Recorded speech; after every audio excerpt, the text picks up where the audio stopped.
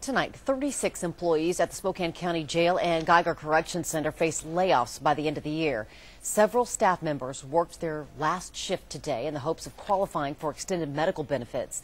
KXLY4's Jeff Humphrey is at Geiger tonight.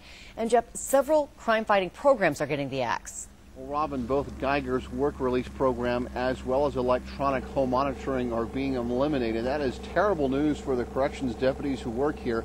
But Spokane is also losing one of its few effective ways of dealing with repeat offenders. Last fall, Rady Reyes was convicted of his second DUI and sentenced to a year in jail. Reyes says alcohol was ruining his life. My alcohol addiction really got me nowhere, got me struggling, and every time I was stressed out, I would try to have a drink. Keeping Reyes locked up in jail would have cost taxpayers $82 a day or $29,000 a year. So instead, the sheriff's office decided to send Reyes through rehab and have him serve out his sentence in Geiger's work release program. I already knew that I had to start over, but I just didn't know how.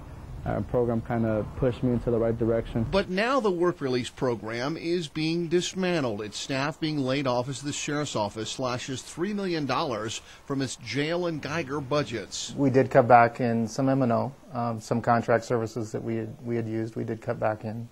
But the majority of the cuts did come from staff level. Without probation staff to supervise them, work release inmates will have to be locked up at Geiger full time and stand to lose their first honest job in years. Two of them were hired by this McDonald's where their manager says they're among his best workers.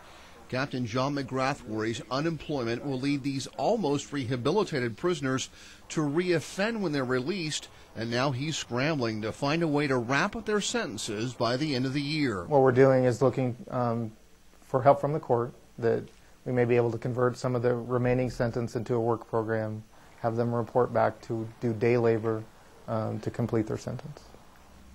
Now, about 100 inmates under electronic home monitoring may also have to be re-locked up here at the Geiger Correction Center, and that's bad news because when they're under house arrest, taxpayers don't have to clothe or feed them or provide them medical care, so shutting down that operation may actually end up costing us more money in the long run.